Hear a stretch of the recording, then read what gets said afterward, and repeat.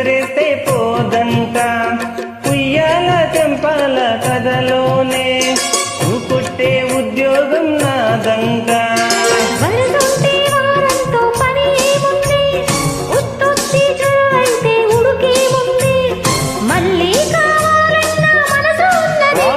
ఏం పిల్లది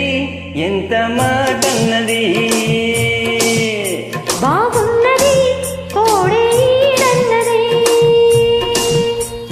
సిగ్గుల పురి చెక్కిలి తనకుంది అంది కొమ్మ కుజత వీడేనని ఒట్టేసింది ఎక్కడ ఏం చెయ్యాలో